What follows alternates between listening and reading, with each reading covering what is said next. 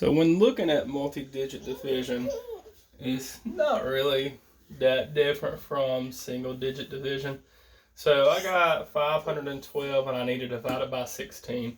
We're going to start with a warm-up one. 48 divided by 3. So, as usual, I start and I look at my 3 and I say, how many times will 3 go into my first number? Now, if it doesn't go into this first number, then I got to start looking at the second number.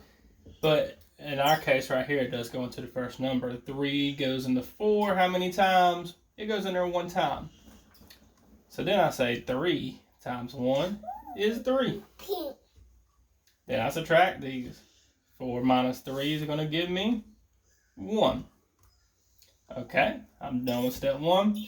Now, I bring down my 8. And then I ask, how many times will 3 go into 18?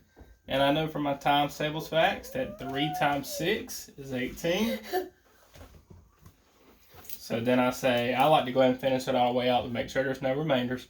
3 times 6 is 18. 18 minus 18 is 0. Thank you, Ray. Toddler hazard.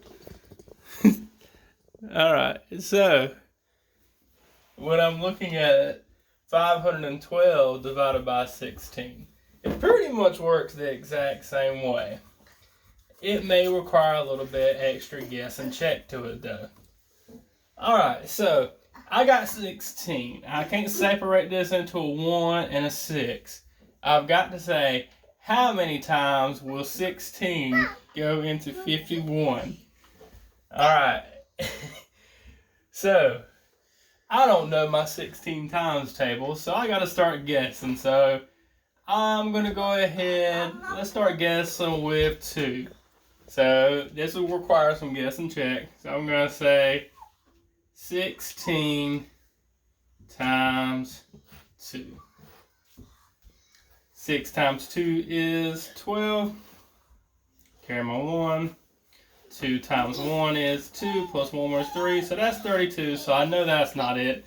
So let me try 16 times 3.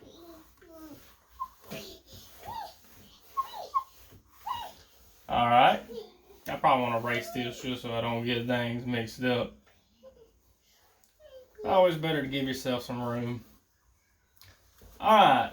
3 times 6 is 18. Carry my 1. 3 times 1 is 3, plus 1 more is 4. 48. So 48 is as close as I'm going to get to 51. So let me grab a new marker. This one looks like it's dying on me.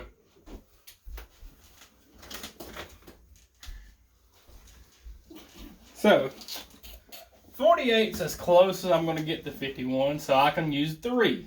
16 times 3 equals 48. Alright, so now I'm going to subtract. Can I do 1 minus 8? Nope. I'm going to have to borrow. If the number on the bottom is bigger, I got to borrow. My 5 is going to become a 4. Then my 1's going to become an 11. Now you may want to do this separate off from your paper in case this is too close and you get mixed up. I know when I was a kid I probably needed to put it on a separate piece of paper because I couldn't really tell what I was writing. So, luckily I got 2 different colors here to kind of help you see better. So 11 minus 8, I put 8 in my head, count to 11, 9, 10, 11, that's 3. 4 minus 4 is 0, I don't have to worry about putting that. So now I do, or I bring down my 2. And now I actually remember from earlier, 16 goes into 32. I believe when I wrote it, it was 2, but I'm going to be on the safe side and check. 16 times 2. 6 times 2 is 12. Carry my 1. 2 times 1 is 2. Plus 1 more is 3, which is 32. So 16 goes into 32 2 times, which is 32. Subtract it, I get 0. There's no remainders.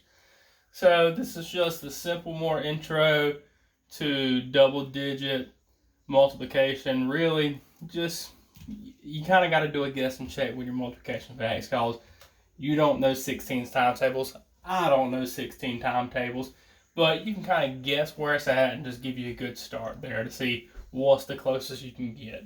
And then you just kind of work from there. So hopefully that helps you. I can do a few more later on and upload some more videos. So hope everyone's doing well.